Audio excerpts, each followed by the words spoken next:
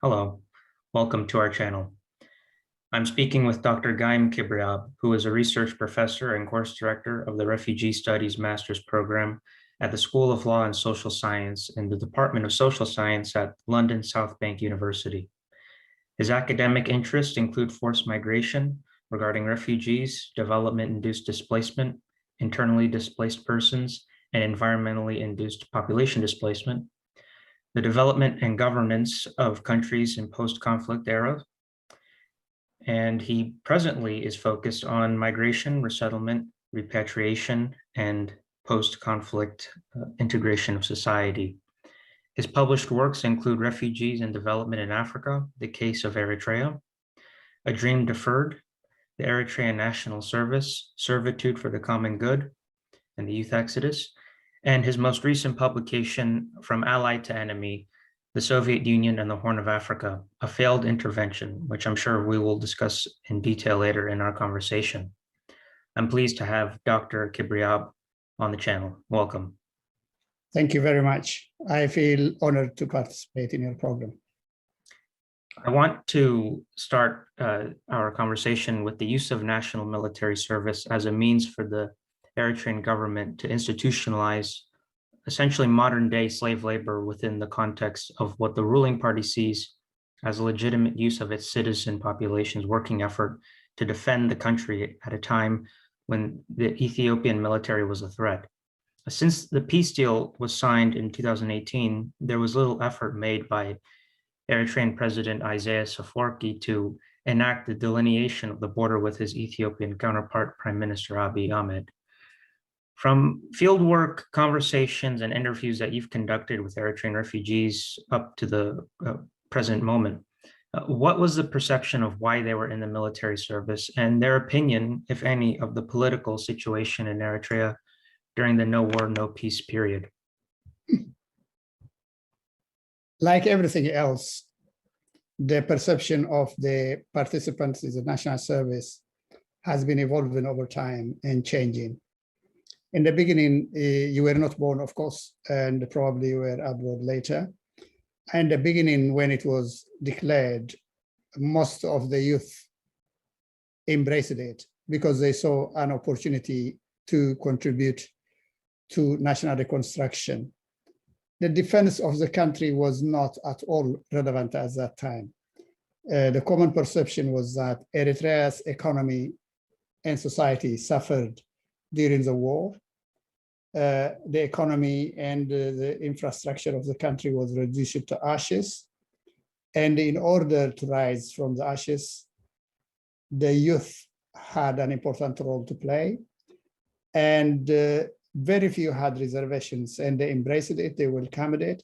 Some even exaggerated their age in order to join the national service. So in the beginning, the declared aims of the national service were to contribute the youth's contribution to the post-conflict development in the country. Eritrea is a very poor country. The only resources it had was its labor force, and nobody saw it as a mistake to try to utilize the key resource in order to reconstruct the economy, which was reduced to ashes. So most of our youth embraced it and they welcomed it. In fact, the first cohorts, according to them, there was no preparation made.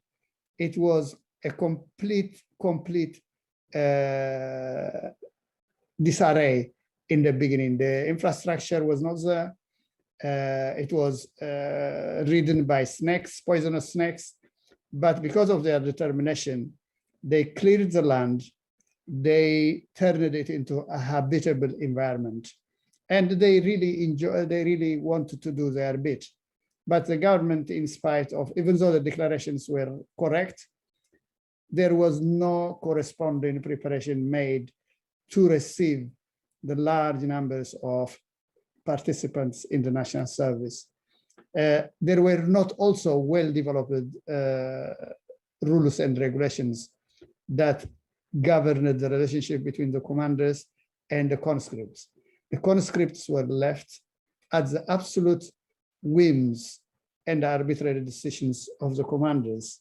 There were no regulations at all, no definitions of the boundaries, and therefore the commanders were given an open access resource, which they abused to the best of their ability, one could say, especially as time dragged on.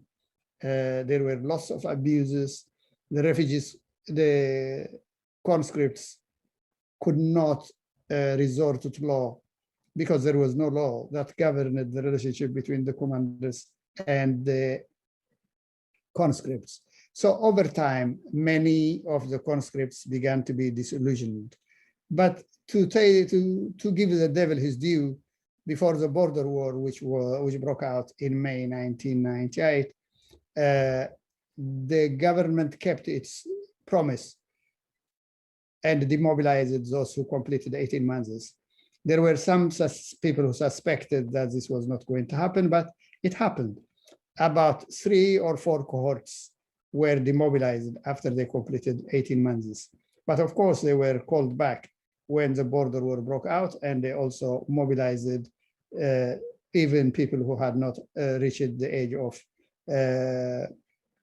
adulthood, 18 years.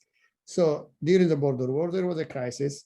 And even then, people did not object to being conscripted because the country's survival was in danger, regardless of the government's fault or what the government's role in that case was.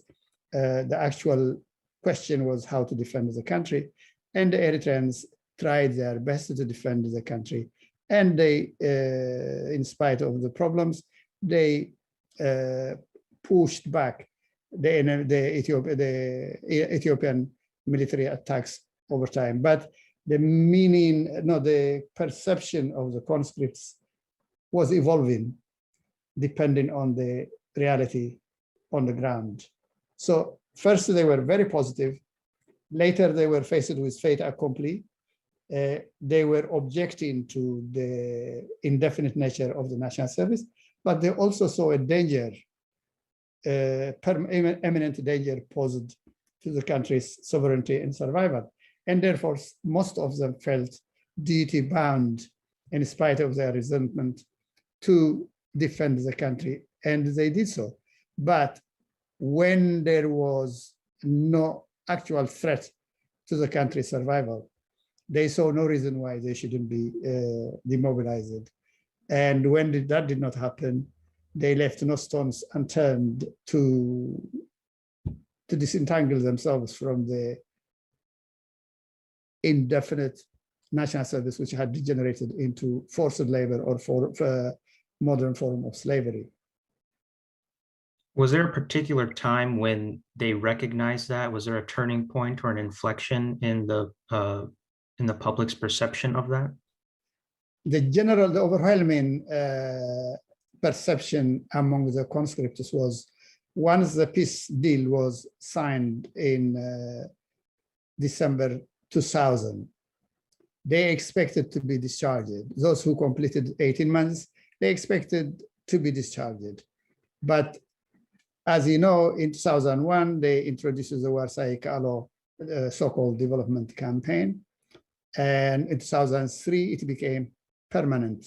So there was no limit to the national service. Once it became indefinite, it degenerated into forced labor and modern form of slavery. I have written about these things. And the conscripts were they felt let down. They saw no future in the national service. So everyone was dreaming of escaping from the indefinite national service, which was literally degenerated into modern form of slavery. And who doesn't want to be this? Who doesn't want to disentangle himself or herself from modern form of slavery? Could you quantify some of the more complex experiences of the refugees who escaped that situation, such as the average years spent in the national military service, the men and the women who had to do specific tasks? Are there any data points that we could refer to in that regard? Yes, I don't know if you have seen my book. Yeah, you have mentioned it. It's so on the national service. I interviewed about, not about exact 190 conscripts in different parts of the world, including in Europe, Switzerland, Germany, Sweden, Norway, South Africa, Sudan, but the interviews from Sudan came too late, and I didn't incorporate them in my book. But on average, and mind you, this was a while ago, on average, all the interviewees said they had served 6 years before they fled the country. But this is an average, which actually doesn't show the actual reality, because a substantial number of those who fled before they joined the national service to avoid conscription. And that affects the average. But there were many of the interviews who had served in the national service for 15 years, 18 years, 20 years. But now I even know some people who are quite related, my family members, who have been in the national service since 1997.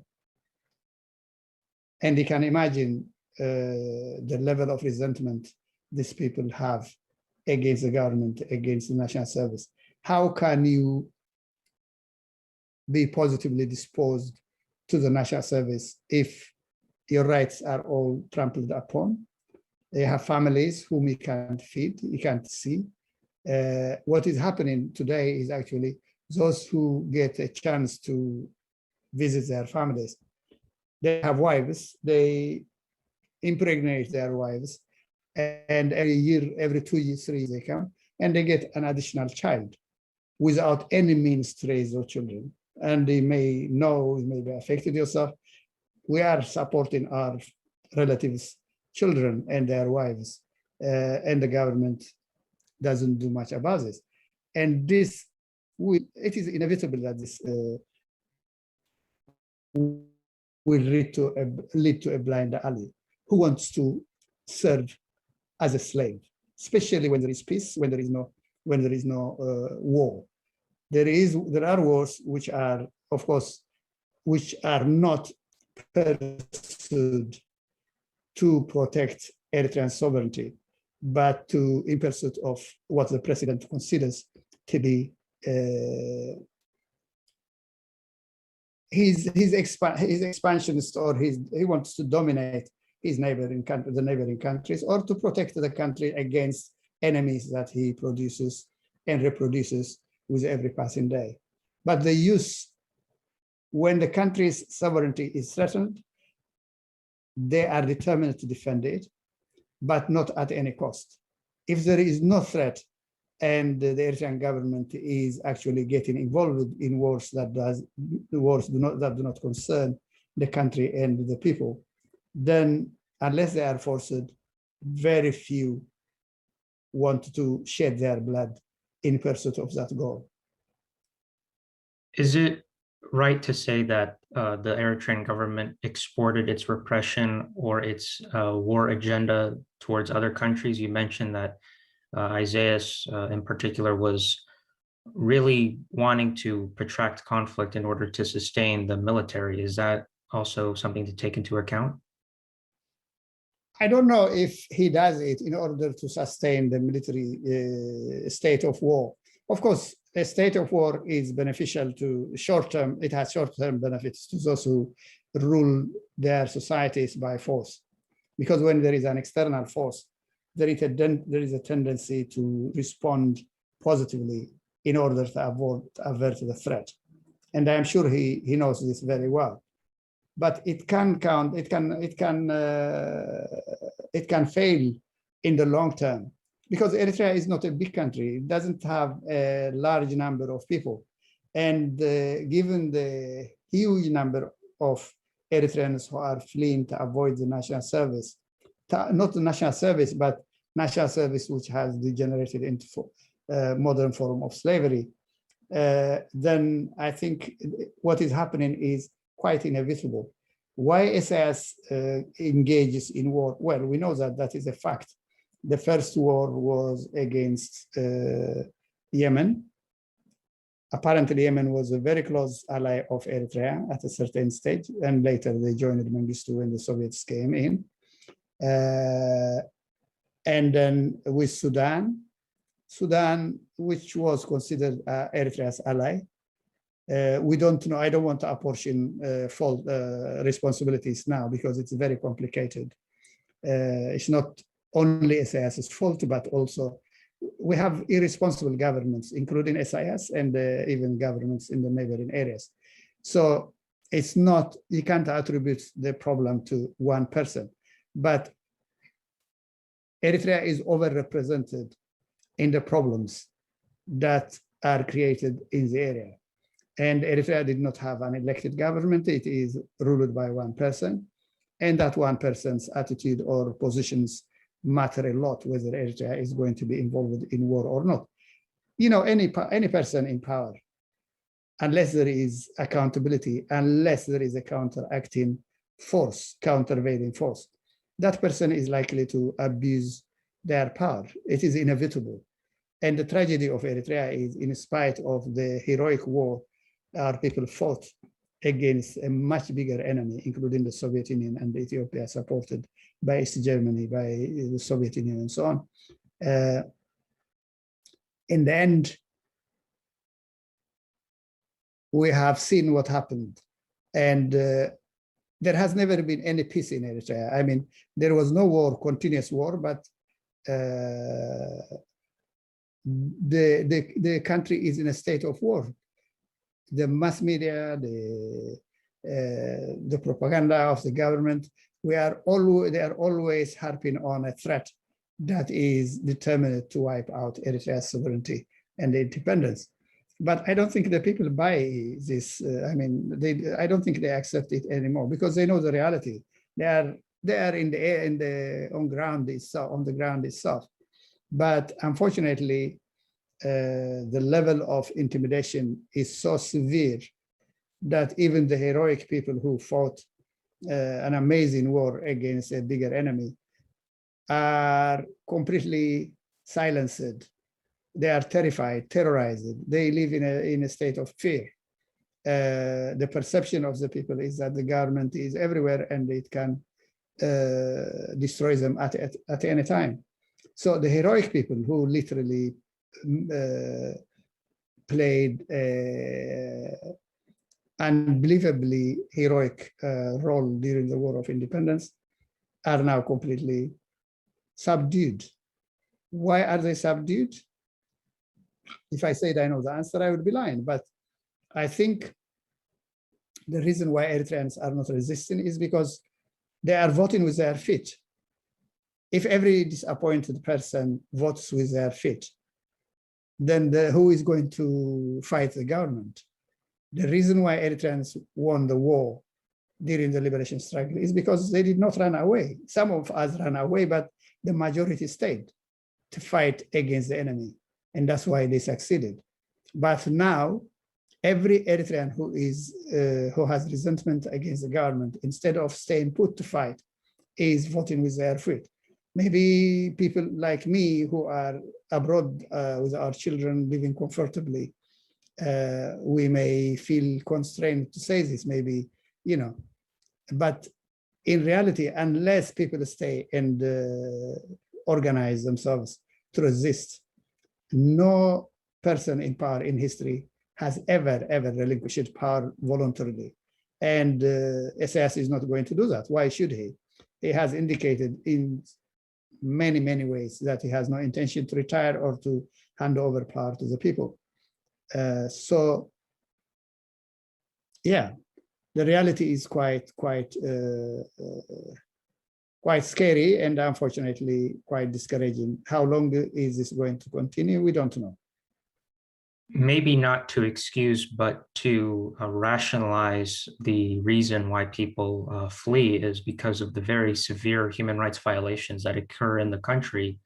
What were some of the main observations in your research that one should consider with respect to the circumstances of why conscripts experience such horrors, such as the violation and restriction of basic human rights?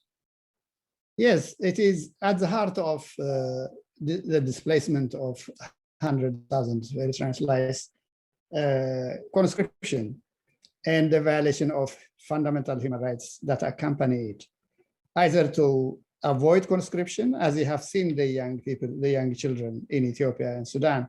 These are people who are probably 5, 6 years, or even 10 years away from being 18 years. So they know already that they have lost their brothers and sisters to the national service, and they know what is happening in the national service. And they see no future in Eritrea, which is so sad. If the youth do not see a future in their country, what hope has that country? I mean, its resources are running away from it. And every time the youth vote with their feet, Eritrea's future, its sovereignty, gets eroded. At what level does the sovereignty become eroded, so much eroded that its existence is threatened? We don't know. But if the rate of displacement continues at the present level, there is definitely a threat to Eritrea's survival as an independent nation, as a nation that has a future. I don't see any future unless the trends are reversed. And who is going to reverse them? The people themselves, no one else. So anybody in their position would do exactly the same. Who wants to be enslaved? Who wants to be in the national service indefinitely, where your rights are not determined by law, but by the arbitrary whims of the commanders? You know, in Eritrean society is a law-abiding society. Even in the rural areas, there were customary laws, and every member of a particular society, a particular village or community, internalized the knowledge of those traditional rules and regulations. And that was what kept the society intact. Eritrean society operated without government because every village, every district has its own customary law. And from early childhood, everybody internalized that knowledge and respected those rules. If anybody who violated those rules was subjected to reprimand, to punishment, to severe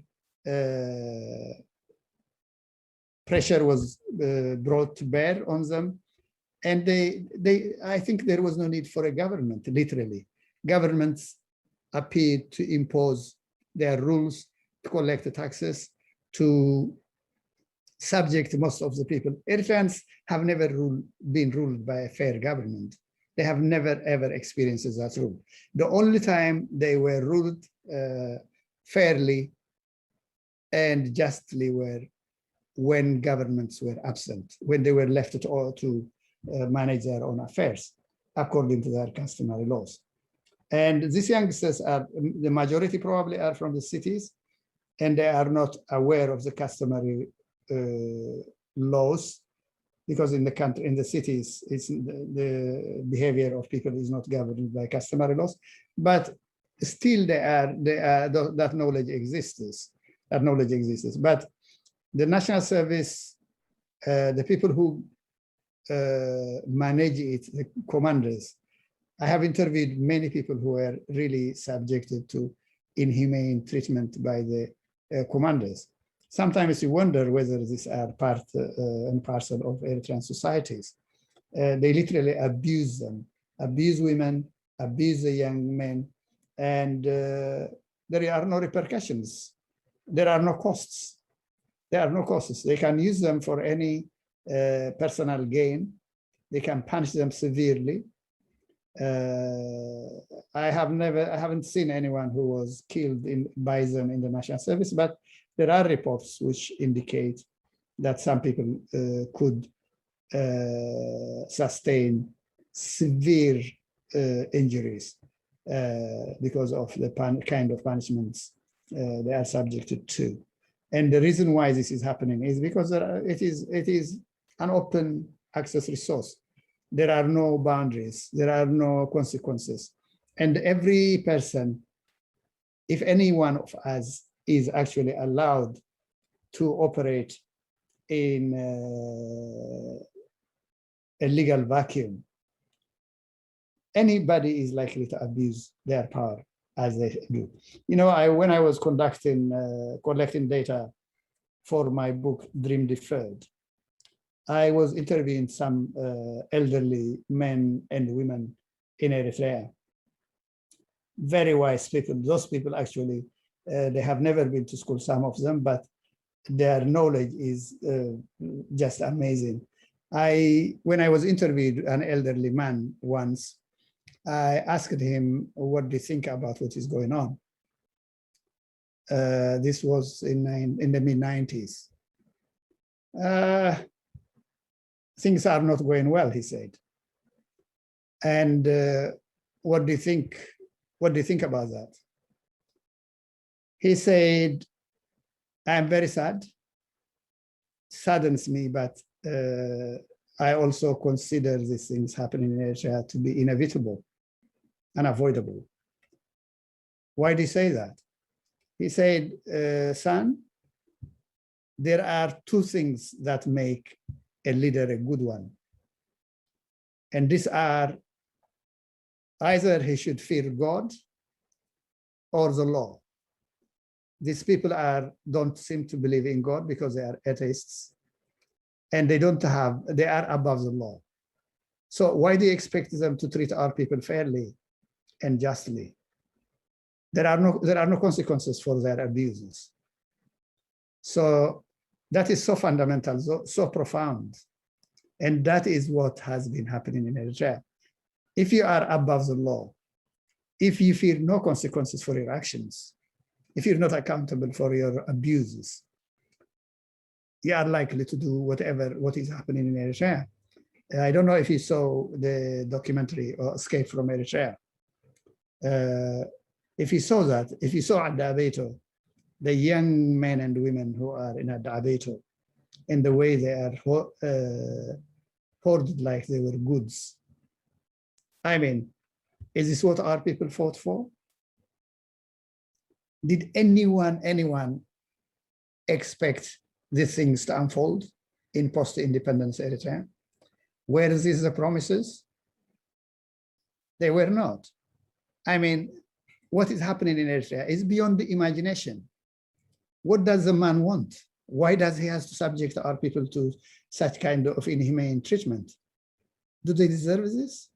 They treated him like a semi-god. They welcomed him. They, applauded him. And I mean, why does he treat them like this? And what for? And what is the country's future? So, and why aren't the people reacting? Why are they just accepting everything? They are not accepting everything. They are resisting. They are running away. But running away is not a solution, because change comes as a result of disappointed people organizing themselves to do something about their situation. And that's what our history tells us. That's why Eritrea became independent.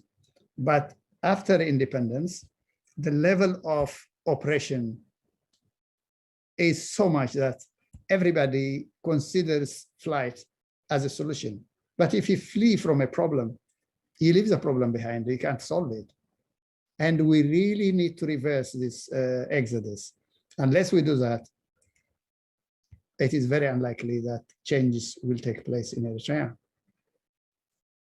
Eritrean conscripts, and in many instances, ordinary citizenry inside Eritrea have been brutally punished by the regime, and the abuses described in the 2015 United Nations Commission of Inquiry report noted that crimes against humanity were committed, which include enslavement, imprisonment, and torture, as you said.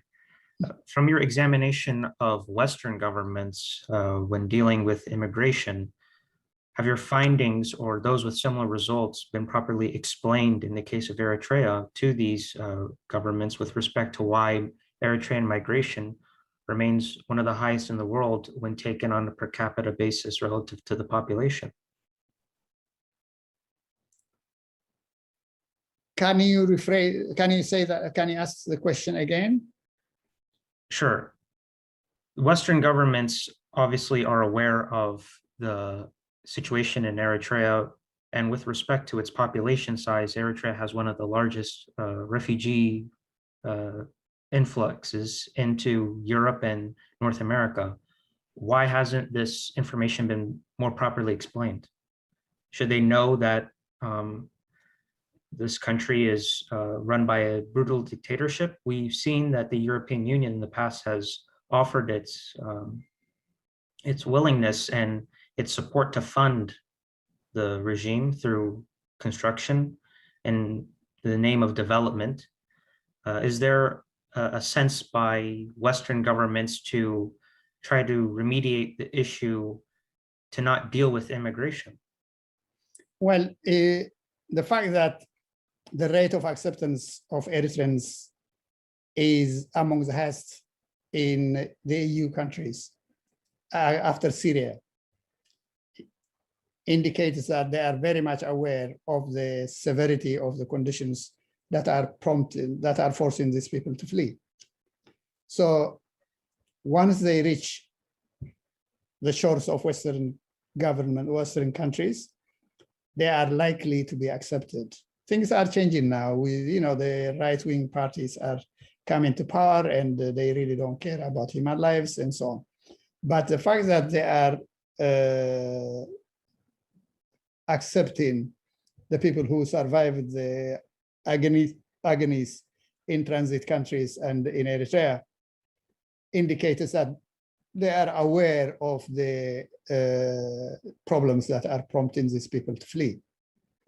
But why don't they do something to alleviate the plight at the source? Whether countries in the West intervene as a source is very complex, and it is determined by so many interrelated factors. Eritrea is a poor country, and the stake the West has in Eritrea is very limited. The only probably significance Eritrea has is the Red Sea and the coastal areas, and also the strategic location of the country. But in terms of resources, it's a resource-rich country, but in comparison to Iraq and other countries, the resources are very limited, and therefore may not incentivize the powers in the West to engage militarily against the government. And also, the government does not represent a threat to the Western interests at all. You may remember, you're probably young at that time, but Eritrea was lobbying the United States to open a base in the Red Sea.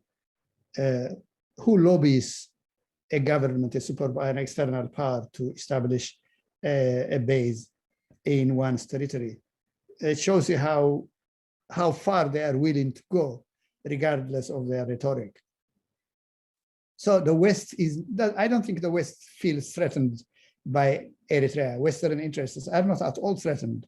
The only people who are threatened by the Eritrean state or by the president are the Eritrean people above all. Because I don't think Eritrea cooperates with terrorist organizations. There was an allegation that it cooperated with Al-Shabaab, which I think was not well-founded. And yeah, they are not threatened. They accept a few refugees. That is the only cost they are bearing. So why should they care? The West doesn't care about humanity to a large extent, unless that suffering of humanity coincides with their interest, also their vested interest. And so far, we haven't seen that happening in Eritrea.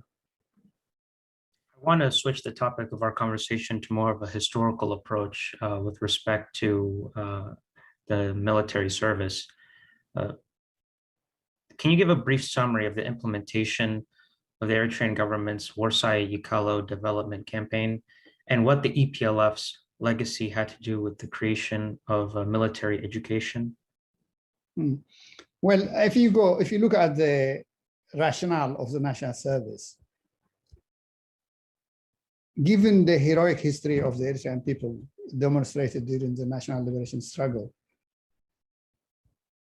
there were some core values that were developed during that war. Practically, most Eritreans participated in the National War of Independence, regardless of their ethnicity, religion, ethnic background, or geographic background, and so on. And in the war, they developed a very harmonious relationship among themselves. So there was a rapid progress of integration among the fighters. And if it were not for that, Eritrea's possibility to achieve its independence would have been inconceivable. And then, before their views became distorted, the leaders thought Eritrea's economy is completely eroded during the War of Independence. And we need to reconstruct that fragmented or eroded economic structure. And the only way we could do it is by transmitting some of the values developed during the liberation struggle and enabled us to overthrow a mighty enemy. Let's tap into those resources to rebuild, to reconstruct Eritrea, because there was no infrastructure, the economy was in ruins. But if we learned and implemented the reality that existed, that enabled us to succeed, overthrow, defeat a major enemy, if we replicate the elements that enabled us to succeed, we will succeed in reconstructing the economy of the country. That was a logic, which was an innovative logic. And that's why it was embraced by Eritreans and by Eritrean youth. But soon after, they forgot about it. They forgot about it. It didn't work. So during the liberation struggle, practically every part of Eritrean society, of course, there may be differences. The Rashaida, for example, were the least involved during the liberation struggle. That was because they were not fully integrated with the other Eritrean communities. But the rest literally collaborated to bring about change. Religion didn't matter. Ethnicity didn't matter. I'm not saying they were completely wiped out, but in pursuit of a bigger goal, they were relegated to the background. And during the 25 years war, a very powerful sense of unity was forged. And to try to use that resource to rebuild the shattered economy and society, that was very innovative, but it was soon forgotten. It was soon forgotten. I think they even forgot why they started the national service, because they were involved in personal gain, using the conscripts to implement their own farms, to build their own houses, their relatives' houses, to abuse the young women. So, and the reason that happened is because it was rotten as a center. If the government doesn't hold itself to principles of accountability and transparent decision-making, how could we expect that to happen in the national service? It reflected the reality which was as a center. And when no changes were in sight, people resorted to their own means of, and that's why so many of them were running away to avoid the suffering that was inevitable in the national service. How detrimental was it for the PFDJ to develop a societal integration plan through the National Military Service? You talked about how all the different groups within the country were able to become in harmony with one another during the liberation struggle.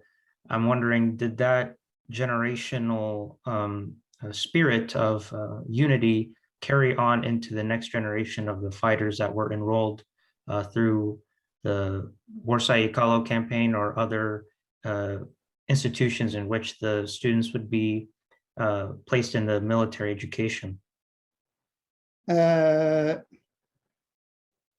I think the national service was successful to some extent because I didn't see any tension among the groups coming from different sectors of Eritrean society.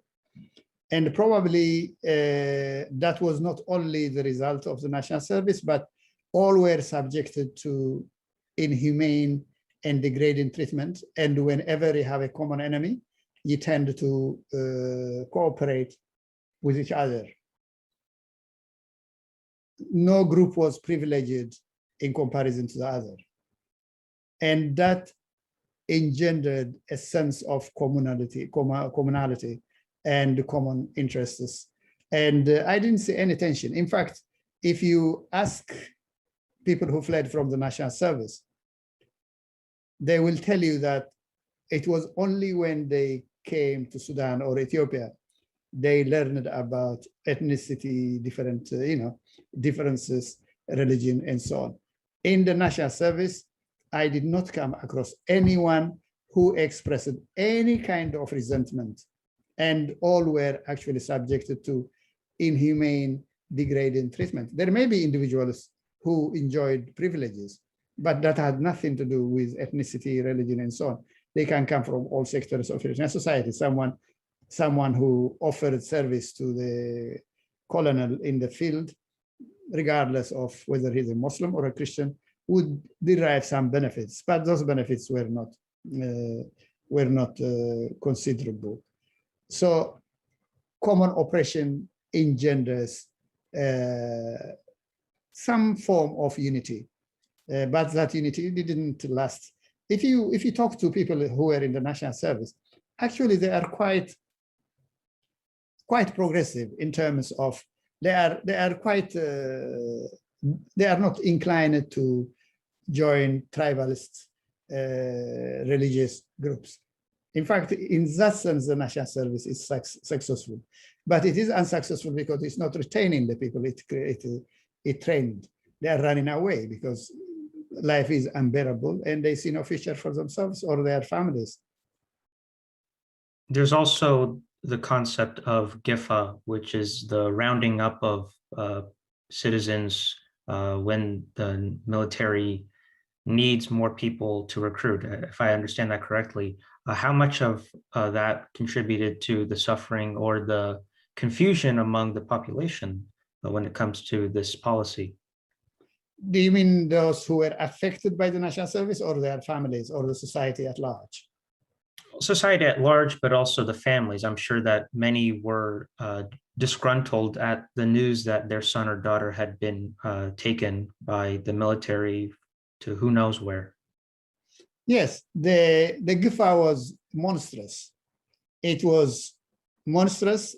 It wreaked havoc in our society. Mothers hid their children in inconceivable places. During the national liberation struggle, when people were involved against the Ethiopian government, and when the Torsarawit or the Ethiopian army came looking for the people they considered culprits, they could very easily hide and avoid detection because they didn't know the hiding places of Eritreans. The tragedy of the situation now is it is their own sons and daughters who are searching for these people who are hiding from conscription, who are running away from Gufa. They have nowhere to hide. And that's what mothers told me, actually. During the Ethiopian when the Ethiopians were our enemies, we could very easily avoid detection. But now these are our own children. The people hiding are our own children, and the people looking for them are our children. These guys know the hiding places of their brothers and sisters, and there is nowhere to hide, unfortunately. And that is a tragic situation. When there is a Gifa in one city or in a village or in a neighborhood, the terror that reeks those areas is very sad. It's very sad. A mother who wants to hide her own child and doesn't know how to do that, you can imagine the level of desperation. And she's aware also once he is taken, she may not see him forever. You know, how many Eritreans have died en route to safety? In the Sinai, in the desert in Western Sudan, in Eastern Sudan, in Western Sudan, in the Sahara Desert, in Libya, in the Mediterranean Sea. We don't know how many people died. And there are so many parents who don't know whether their children had made it to Europe, or they have disappeared, or died drowned in the Mediterranean Sea, or died in the Libyan camps, or in the Sahara Desert. Can you imagine a country that sacrificed hugely for independence and liberty to experience such kind of tragedies? And this was not long time ago. In history, 30 is not long. In history, 30 is just a very short period. And during these 30 years, our people have suffered severely. Young people, when they are, go to Eritrea, ask any young person and ask them what their aims are. They will tell you that I will run away. I will go to Europe to join my relatives, to be, but the hurdles in between are so enormous that very few make it to Western Europe, especially these days. I mean, the opportunities have dried up. They don't exist anymore. There are people in Libya. I have a relative in Libya who has been there for about 7 years in detention. You pay a lot of money, he gets released, and then he gets picked up again. So is this what our people fought for? It's not. It's not. So the tragedy that has unfolded in post-independence Eritrea it has no parallel. Probably in Cambodia, there were similarities, but it's so tragic. And what makes it more tragic is also the division of our people in the diaspora. I mean, someone who has suffered so much during their flight from the national service in Sudan, in Ethiopia, in the Sahara, in Libya, in the Mediterranean Sea, in Italy, in Calais, in northern France.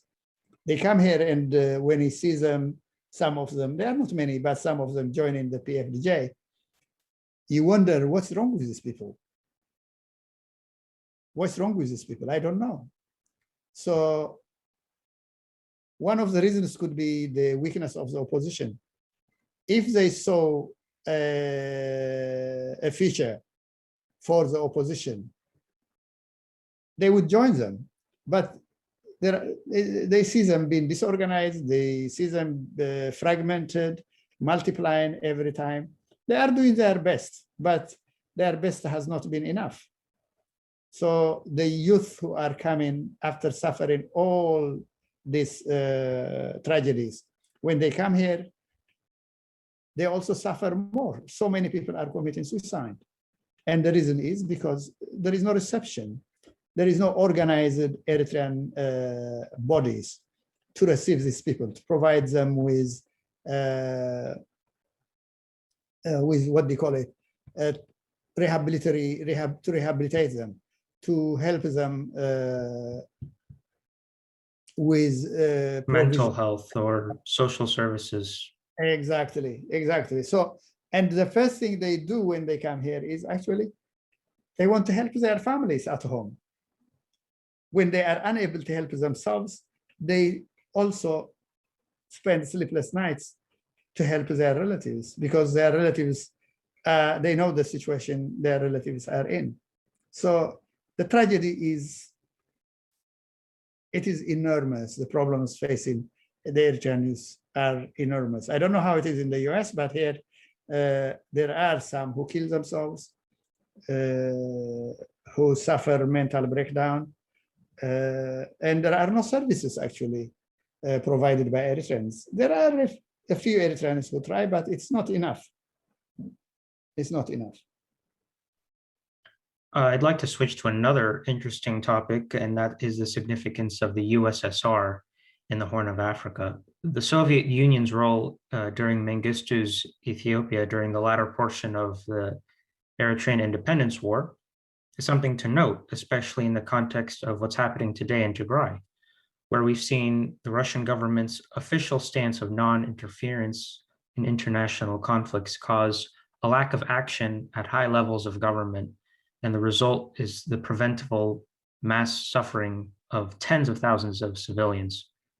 From your publication and your research, what instances would be analogous to the experience of the communist Russia consistently blocking action to be done in the Horn of Africa for their own benefit? Do they see themselves integrating into the region? Is there any benefit for them to establish their presence? Do you mean at present or in the past? In the past, but also in the present. Is there a comparison? Is there a comparison? In the past, they were involved in rivalry with the Western powers, with the United States in the helm. So the rivalry meant wherever there is Soviet interest, US interest, the Soviets were on the opposite side. First, they were supporting Somalia, and then they shifted their support to Ethiopia. And they were sympathetic to the Eritrean liberation struggle before they got involved in Ethiopia. But once they got involved with Ethiopia, they expected the Eritreans, the ELF, the ALF Revolutionary Council, and the EPLF to join with Mengistu, because they said, you are both progressives, you have the same goals, and one of the goals is to defeat imperialism. And the best way to achieve that goal is you relinquish, abandon your fight against Ethiopia, and you join Ethiopia in order to confront imperialism under the auspices of the Soviet Union. When the Eritreans said no, then they said, then you are becoming stooges of imperialism. But they never gave up the notion of winning back the Eritreans, because even though they supported Mengistu and his regime with huge amount of resources and arsenal, and condemned the Eritreans for not joining Mengistu and his regime, I don't think they were determined to crush them. They provided all the advice necessary, all the weapons necessary, but they did not deploy Soviet troops in large numbers in Eritrea as they did in the Ogaden. Why didn't they do that? Is it because they believed in the cause the Eritreans were fighting for? Or is it because they understood the fighting capability of Eritreans and they didn't expect easy victories? That is one possibility, but the major reason why the Soviets did not attack Eritreans militarily, why they did not deploy large numbers of Soviet forces in Eritrea, was because of the Arabs of Syria and Iraq. Those governments opposed the Soviet Union. They were pro-Soviet, especially Syria and Iraq. But they said, if you attack Eritrea, we're going to fight you. they opposed the Soviet Union's involvement against Eritrea. And because the Soviet Union needed the strategic alliance of these Arab countries, they tried to weaken the Eritrean movement by arming Mengistu, by training his forces. But I think the pressure that was brought to bear by the Palestinians, by the Syrians, and Iraqis was a decisive counter influence, in my view. We don't give credit to the Arabs, actually, because the APLF especially tells us that the Arabs have always been opposed to this, but that's not true. If it were not for the Arabs, the Soviets and the Cubans would have deployed their military to crush the Eritrean liberation struggle. They were constrained. They didn't stop the Soviets. They had, the war was actually designed in Eritrea. The counteroffensives were designed and guided by Soviet generals and by senior Soviet officers. But there was no Soviet military deployment in Eritrea. And that is one of the reasons why the Eritrean liberation struggle was able to withstand the pressure, besides their heroic determination to fight against the Soviets. But the Soviets, especially East Germany, tried different means of reconciling the EPLF and the ALF Revolutionary Council with the Soviets, with Cuba and the Soviets. They organized a meeting there were 3 meetings in East Germany between Isaias and Mengistu's representatives. And the Soviets, the documentary evidence, I used primary sources derived from the Soviet archives. And it shows clearly that the Soviets wanted the Eritrean liberation struggle to be defeated, to be crushed, but they didn't want to be part of the forces that crushed them. They enabled the Ethiopian army. They provided them with training, with technical advice, with equipment to do the dirty job, but they were unable to do it. The determination of the Eritreans at that time was beyond the belief, and they challenged them. And in the end, there was a political change in the Soviet Union after Gorbachev came to power. And Gorbachev and his regime saw no purpose in pursuing wars that were unlikely to succeed, including in Ethiopia. And they abandoned Mengistu because they saw no future or no possibility of success in that sphere. Of course, Isaias was in China during the Cultural Revolution during the late 1960s. Was there any experience he took in learning Maoist political ideology that he implemented in the administration of his government today or during the liberation struggle? That is a very interesting question. Most people believe that the fact that Isaias and his small groups, including Ramadan, were in China during the Cultural Revolution, really shaped their view of what revolutions should be.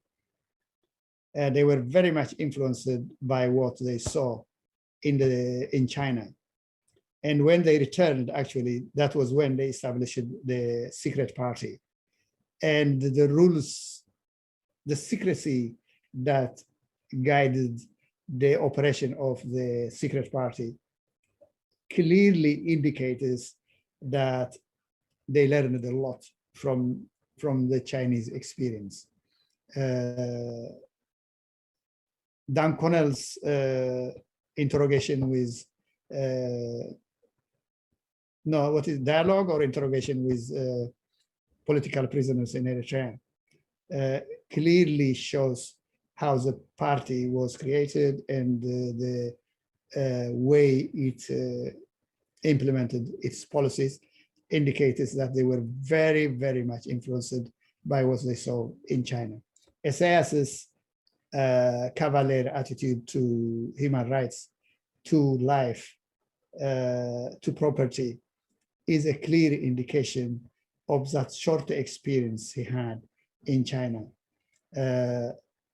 You know, there is no respect for human life and rule of law.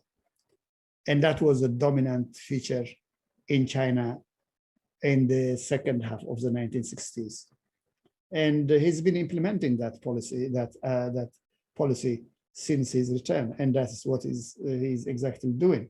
But the difference between China and Eritrea is that the Chinese Communist Party, even though it was oppressive, brutal, it was still building the infrastructure of the country. It was building the economy of the country. Well, Mao didn't build that, but soon people who, his cadres, after Mao was weakened or overthrown, they literally emphasized, they put great emphasis on building the infrastructure, building the economy of the country, but also building the oppressive apparatus of the state. The problem with Eritrea and Isaias is that there is an overemphasis in the oppressive apparatus of the state. The economy is completely neglected. And one of the reasons I deal that, I don't know if you have seen Dream Deferred, is that he sees the middle class as a threat to his power, because the middle class historically has been the motive force of any change. And if Eritrea, if there is a middle class in Eritrea, it will have a political ambition. They will demand for change. And the only way to curb that from taking place is to arrest the development of the middle class. And I don't think SAS policy has any parallel in history. I have never seen in history, I'm an economic historian, I have never seen anywhere in history where a government suppresses every enterprise in pursuit of its political goal. A political goal without economic progress, development, cannot go anywhere. So that's why Eritrea, the experience of Eritrea is a disaster. It's a disaster. The economy is in ruins. Eritrea was quite developed by African standard in the 60s, in the 70s, even early 70s. Even Mengistu was unable to kill the economic infrastructure of the country. He weakened it substantially, but it is much weaker now. It is wiped out completely. And what for?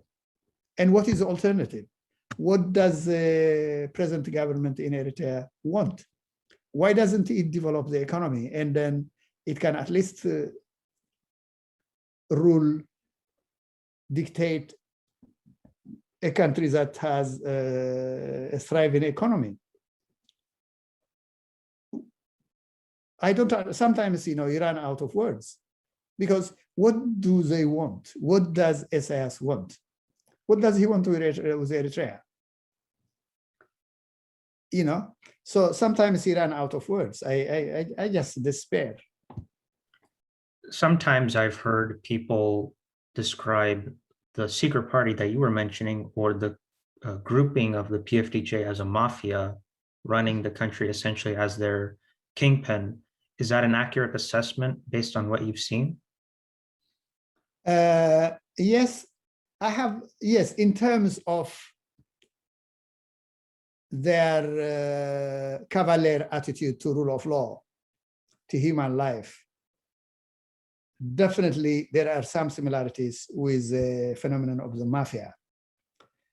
But what I am not sure about is whether they are using the apparatus of the state to accumulate wealth for personal gain. That aspect of the situation in the country is not clear to me. Sometimes I wonder whether SAS is driven by whether he's interested in accumulating wealth. If he is accumulating wealth, why is it not reflected in his lifestyle, in his family's way of living, in his children's way of living? Of course, he allows people, some people around his circle, to accumulate wealth by manipulating the situation. But is Isaias interested in accumulating wealth for personal gain? I'm not sure. I stand to be corrected, but I don't think he is driven by the desire to accumulate wealth. There is no evidence for that. But the fact that there is no evidence does not mean it doesn't exist, because in Eritrea, there is no freedom of expression. There is no free press. There is no accountability. There is no transparency. So the fact that we don't see it does not mean it doesn't exist. But if people claim it exists, then they have a responsibility to provide evidence. I haven't seen that so far. People around him are very corrupt. He's also politically corrupt to the, some people say if he can, if he owns the people in the country, why does he need to steal? You steal because you fear if you don't steal today, you want to be able to have access to it. But given his arrogance, I don't think he fears anything in terms of people threatening him. Of course, he fears a lot, because if you are oppressive, you have sleepless nights. And I'm sure he's not unique to that. I'm sure he's suffering from that. But some people who know him closely say he's not driven by personal gain. He needs money to allocate it to people who he can use in pursuit of his goals.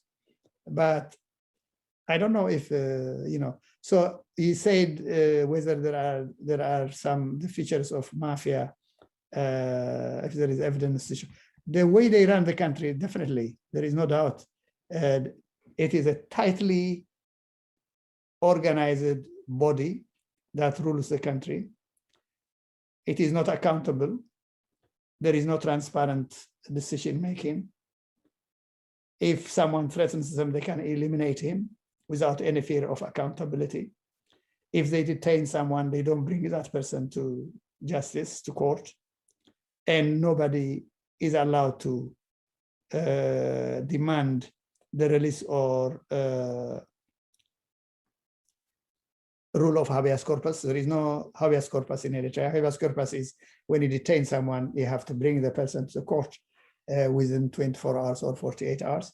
The law actually in Eritrea states that, but how many people have been in jail in an unknown places for decades?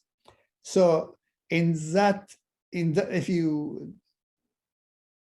the mafia operates exactly in this way.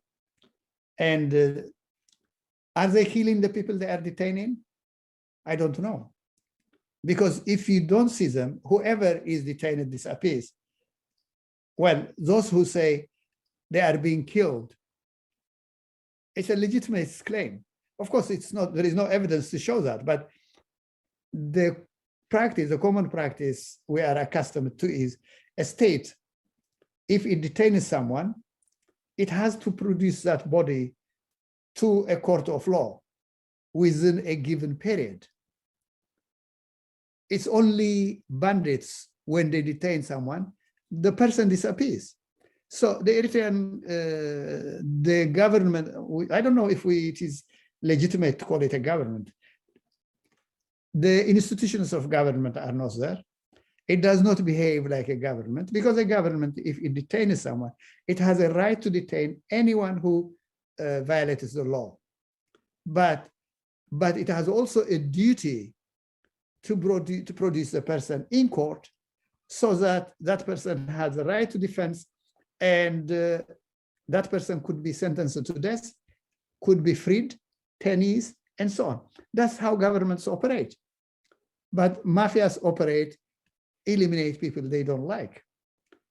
In that sense, there are some features, there are some similarities between a mafia and the way Eritrean government, if you can call it a government, is run or operates.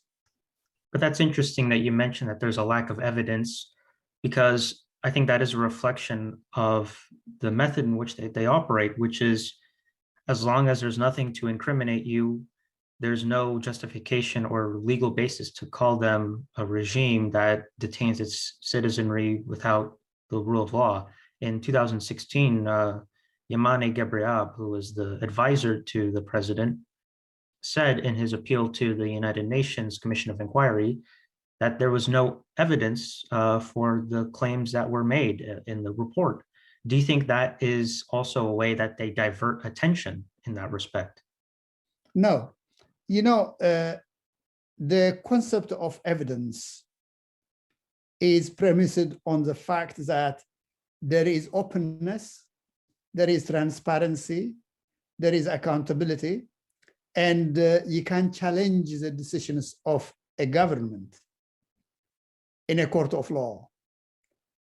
And in that court of law, the government and the aggrieved parties have a duty to produce evidence to show that the government is wrong, or the government to show it has a case.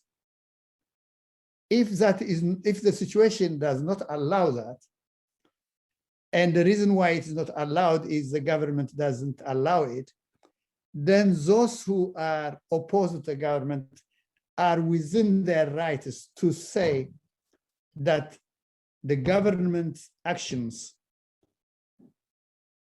are illegal, and they can claim also the people who are detained probably have disappeared. They have disappeared. How many people have disappeared in Eritrea? Disappearance means disappearance. Whether they are dead or alive is irrelevant, as long as they are not brought to court, as long as their relatives have no visitation rights, as long as we don't know where they are. They have disappeared. If they have disappeared, probably they are dead. How many of the G15 are dead? How many of the people who were detained in 1990s are dead or alive? We don't know. The government has a duty to bring them to court. And as long as the government is not, so it is not the people who are claiming these people are dead who have the responsibility to prove their case. It is the government that detained them that has a duty to produce evidence to show these people what these people are saying is wrong, because these people are alive. And the only way it should prove they are alive is by bringing them to court and sentencing them according to its own laws. We are not saying that these people should be released. What we are saying is these people should be brought before a court of law and should be accused according or sentenced according to the country's law. If the government doesn't do that, then you are within your right to claim that these people have disappeared. And disappeared means it can mean anything. They are held incommunicado, they are dead, they are killed, massacred, So the culprit is the government in this case. It's not the people who are making the claim. They are within their rights to claim. Disappearance is as good as death. If someone has disappeared for 15 years, one is entitled, one is within their rights to say this person has disappeared.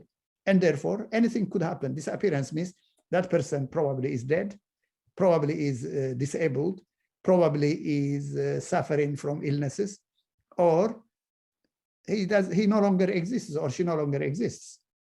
So the government is the culprit and not the people who are claiming these things. They are within their rights to claim those things. So the burden of proof is on the Eritrean government to verify what has happened to the people who have disappeared. Exactly. The burden of proof is reversed. It lies on the government's shoulders. Because if it doesn't allow you to visit your relatives, if it doesn't allow you to hire a lawyer, if it doesn't bring them to court, if it doesn't announce where they are, then it has a duty to show that these people are alive. But it is barbaric. It's barbaric. It is.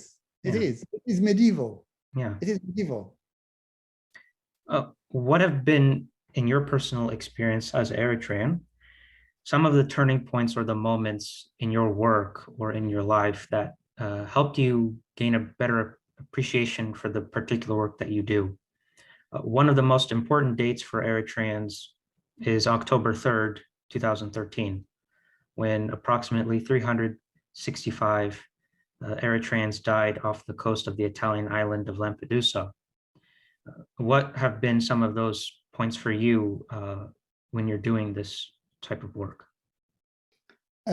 I was, as I said earlier, I was converted long before that. You know, when I came to Sweden in 77, we joined the Eritrean student movement at that time. And every year we used to go to Bologna to attend a meeting. And the Eritrean students and workers movement was led by a group of people who were an integral part of the EPLF leadership. They were dictated literally by the EPLF. And I was very active in the Ethiopian student movement in Addis Ababa, UZUA it was called. I was the president of the law school students in Addis Ababa. So I was already acquainted with opposition groups, and also we were quite rebellious. So when we came to Sweden, a group of us, Eritreans, joined the Eritrean student movement. And what we saw was appalling. The way they were harassing the progressive elements who challenged the leadership in Bologna. It was literally like what the APLF did to people who opposed it in the field. They were not killing people, because in Europe, you can't kill people. But anyway, we opposed it. We opposed all, we challenged them. We challenged the leadership. And they harassed us in 78. And 79, we went back to Bologna. And no, 78, the leadership whose office was in Bologna decided to move its office to Sweden in order to control us from closer proximity. But that backfired, it didn't work. We continued our opposition. We were so dedicated to the organization. We paid all our duties. We worked day and night to promote the Eritrean cause of liberation. But we also worked very hard to challenge the leadership that was quite clearly degenerating, harassing people, denigrating the reputation of people who challenged them. And the leadership of the APLF was actually collaborating with them. So in 79, when we went to Bologna, we had so many questions, which we raised them in the pre-conference meeting. So they decided to exclude us. They decided to exclude us. So in 79 in Bologna, they said, three of us, the leaders of the Swedish student movement, myself, Abdu, and Waldu, three of us were excluded. In fact, the resolution, which was moved by someone at that time, said that these people are dangerous, enemies of Eritrea, and they should be excluded, and they should never be allowed to rejoin. And one of the people who supported the motion was Zamede Takhle. You may not know him. Your dad knows him probably. He's one of the officials in Eritrea. He said, he admitted actually the APLF kills people. He said, if what these guys did was in Sahel, their judgment is clear. It's not even subject to question. It means they would have been killed. But here, our hands are tied.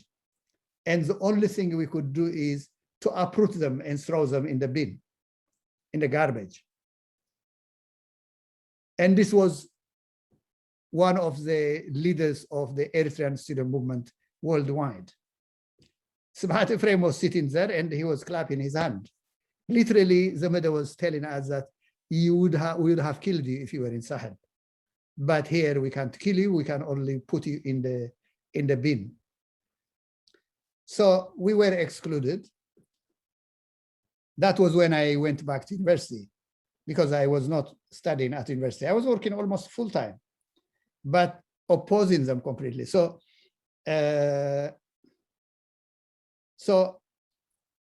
we were excluded. We went back to university. We were doing very well.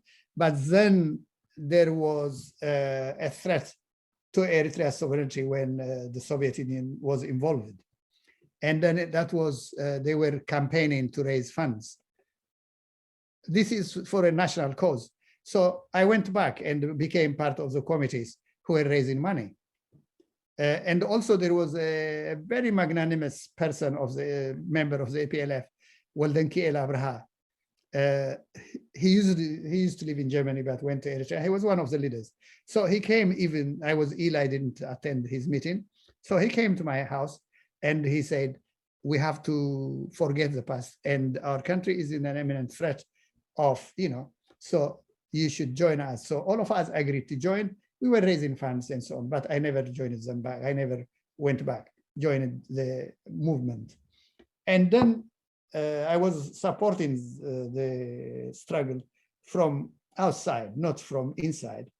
So when Eritrea became independent, I was writing books about Eritrean refugees in Sudan for many years.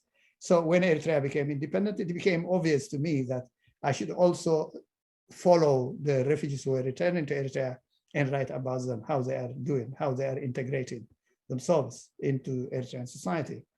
So I got a grant from SAREC in Sweden, a big amount actually. So while I was doing that research, the G15 were detained in 2001. And then I said, enough is enough. I'm not going to do research here. In fact, what I need to do is go back to the history of the liberation struggle. What is going on today is a continuation of the past. And I need to examine the past in order to understand the present. So that was when, in fact, I returned all the grant I had. They allowed me just to keep 30,000 pounds. I found a job here. I moved to London and I abandoned that project, but then I decided to write a history of the Eritrean liberation struggle. I don't know if you have seen it. It is a book called A Critical Reflection of the Eritrean Liberation Struggle. That's where I go in great depths about the groups that were wiped out during the liberation struggle, the conflict between the ALF and the APLF, the conflicts that arose within the ALF, the conflict is even the Menka. I wrote 2 chapters about the Menka, if you have heard of the Menka. It was an internal opposition. I knew some of the members of the Menka. We were together. They were my seniors, but I knew some of them when I was at the university. So I said, enough is enough. I don't want to work with these people, even indirectly. So I left Eritrea. I mean, I was not living in Eritrea, but these are the landmarks that shaped my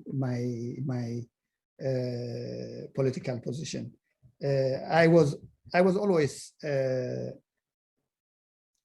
I don't want to speak about myself, but anyway, this may give you some clue about my background. So I'm not a recent convert. I saw these people where the things they were doing was not good for Eritrea, for Eritrea's future. And that's why, and they are very intolerant. They hated me, but luckily, I mean, they didn't, I went to Sudan to do field work after we were excluded from the organization. So many people warned me, how can you take the risk of going to Sudan? I went and nothing happened to me, to be fair, because probably deep inside they realized that I am not the enemy of the Eritrean struggle, or they even probably said, who is this stupid guy? Let him say whatever he wants. He's insignificant. Probably that's what probably I was not, they didn't see me as a danger. And I was not a danger anyway to anybody. What means do I have? And why would I be a danger? So this is my background. So when the G13 wrote that manifesto, that was probably 25 years after I have already taken a position. I want to close by focusing on the conflict today in the Tigray region of Ethiopia. Tens of thousands of unaccompanied Eritrean refugees who had lived in the Hitsats and the Shemelba refugee camps were initially displaced during the conflict after their shelter was targeted and destroyed. But now we're seeing that the location of their refugees, the whereabouts are still unknown. Back in January of 2020, the Ethiopian government formally stopped recognizing Eritrean refugees, not acknowledging them with prima facie status. Should the UNHCR have anticipated the Ethiopian government would stop accommodating Eritrean refugees because of the Ethiopian government's collaboration with the Eritrean regime as a result of the peace deal and the new leadership? Ideally, yes. But we also need to take into account the constraints within which the UNHCR operates. The UNHCR depends on governments for the funds it raises annually, unlike the other UN bodies like UNICEF, FAO, WHO. It doesn't have a budget. It raises its funds from governments and from foundations every year. And that actually makes it vulnerable to the pressure that is brought to bear by governments, especially big governments like the US and the EU and so on. And the UNHCR does not have a country of its own. It collaborates with governments in search of solutions. It should have been warned. That should have warned it of what is to come. And it should have put in place measures that could avoid the tragedy that unfolded subsequently.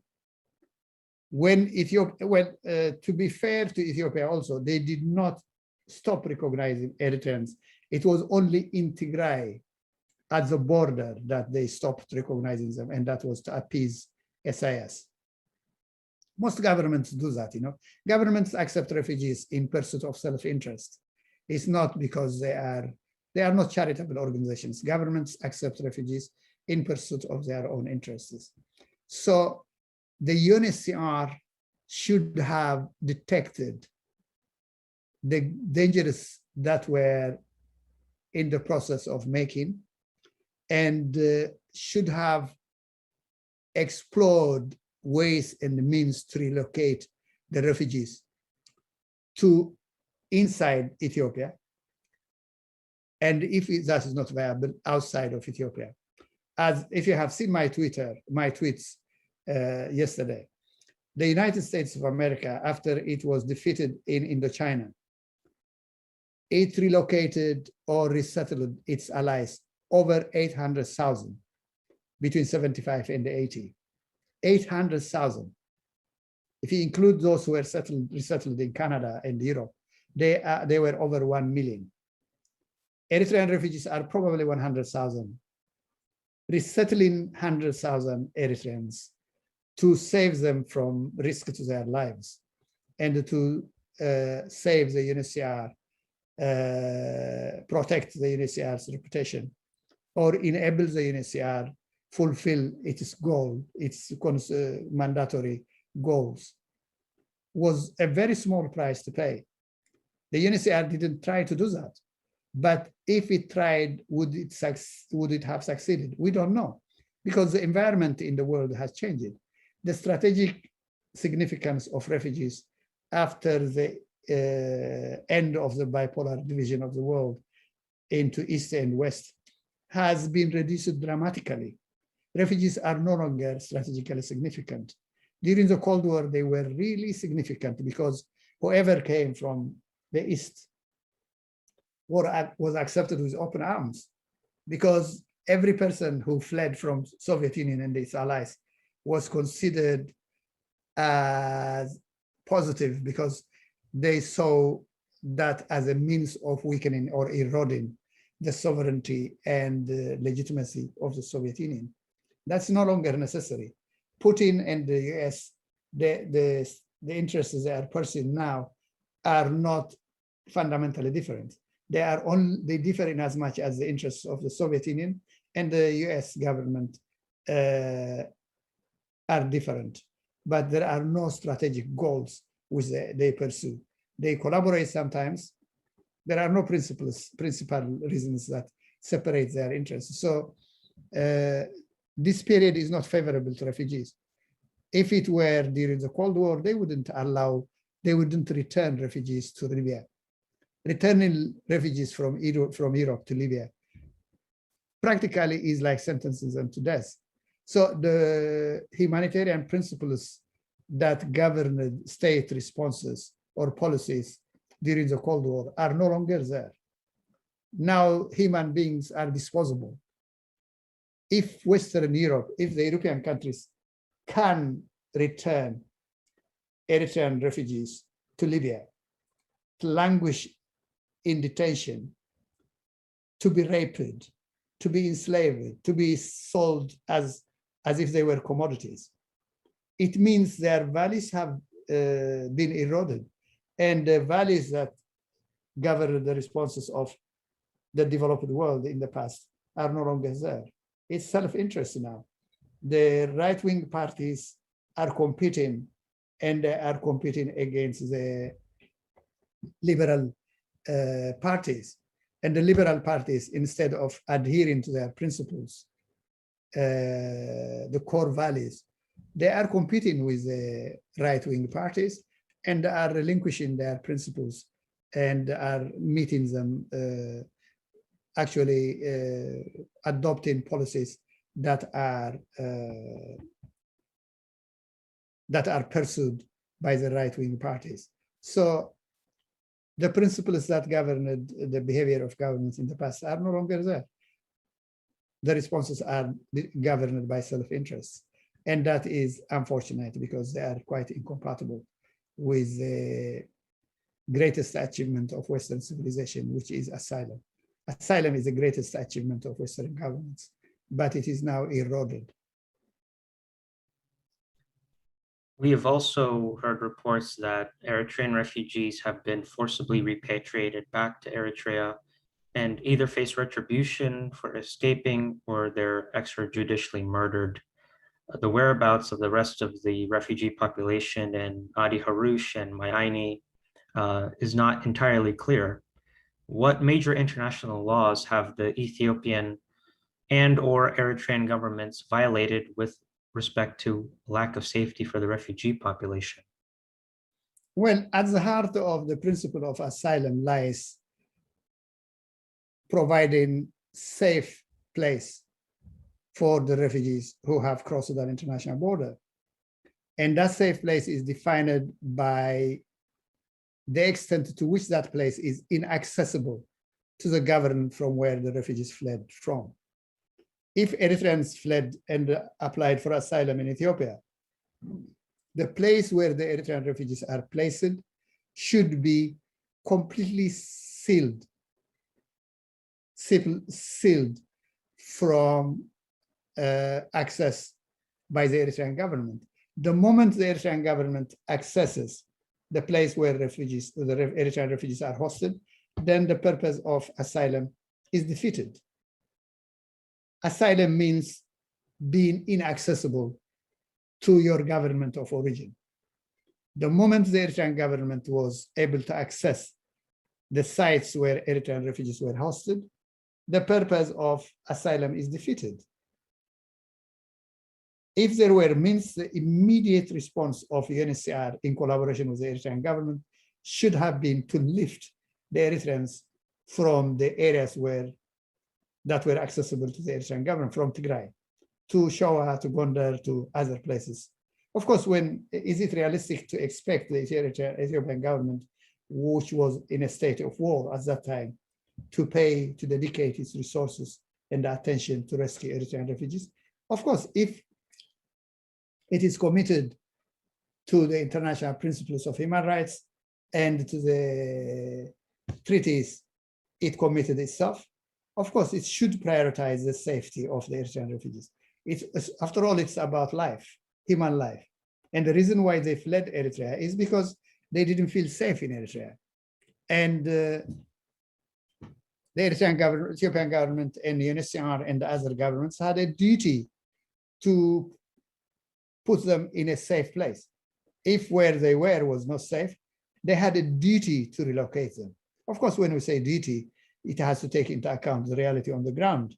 But there were days when there was no war, and the Ethiopian government should have relocated them to a safer place in collaboration with the UNSCR. If there are no safe places in Ethiopia, they should be lifted out of Ethiopia to the west or to other places, to within Africa or outside of Africa. But that requires dedication, commitment to the principles, the core values of human rights, to human life, to rule of law, and so on, which are unfortunately not there. Dr. Kibreab, So you asked me about the other refugees in other places of the Tigray region, which is kind of what I wanted to know, because we really don't have clarity on that. Well, I would be lying to you if I said I knew. There is a lot of insecurity in Tigray, and the Eritrean refugees are exposed to danger by not only by forces coming from Eritrea, but also from the Tigray militia. This is Africa after all. Many people may blame the Eritrean refugees for being Eritreans because the Eritrean army was involved against them. And also, there is a lot of robberies, lot of sufferings inflicted on Eritrean refugees. George may have seen his posting yesterday or the day before yesterday. He said that there were 6 Eritrean refugees who were abused, who were beaten up by armed militias. And it shows that the state or the danger they are in, because there is no protection. If there is no protection, the asylum, there can be no asylum. And therefore, as long as the instability in Tigray continues, Tigray is not a proper place for the Eritrean refugees to be. They should be relocated until the situation is settled. Dr. Kibreab, I would like to give you the final word. The final word is the state we are in is very dangerous. Among the dangers is that the spokesperson of the TPLF said that they were going to go into Eritrea and into the Amhara region. I think that would be a wrong step to take. They may be angry, but they shouldn't do that. Doing that would mean, many Eritreans have supported them now. It's not, if not the APLF, but the TPLF, but the people of Tigray. And if the TPLF attacks Eritrea, Eritreans will respond united as one person to defend their country. And that would not benefit Eritrea or Tigray. So the important thing is that I have always been reluctant to, even though I condemn the involvement of Eritrean forces in Tigray, if the Eritrean forces stayed put in the areas that were given to Eritrea by the Border Commission, that would have been legitimate. But going to Shire, going to undisputed Tigrayan territories was actually unacceptable. completely unacceptable. And the TPLF or the Tigrayan Defense Forces should actually refrain from crossing into Eritrea. If they cross into Eritrea, Eritreans will respond in their traditional way. They will get united, forget their differences, or relegate their differences for the time being, put aside their differences, and will stand together to defend their country. And that would weaken the forces of change both in Tigray and Eritrea, including in Ethiopia. The future should lie in collaboration, in cooperation against the oppressors, rather than attacking each other. So the last word I want to state is that Eritrea is in danger, and its only hope is for Eritreans to get united, organize themselves, and work together for change. Unless change comes soon, the future of Eritrea is bleak. It's quite bleak. And that is inconsistent with our history. Our brothers, sisters, and relatives fought during the 30 Years' War against the mighty forces of the Soviet Union, East Germany, the Derg, and they succeeded. And we should actually replicate that success to defend our country. But I hope it's not necessary. To defend our country, also to overthrow this brutal regime, because if this brutality is not removed, the danger in Eritrea will persist. And I hope our people relegate their differences, put aside their differences, and get united in pursuit of the common goal of liberty and freedom. Dr. Kibreab, thank you for appearing on the platform. Thank you very much. Thank you very much.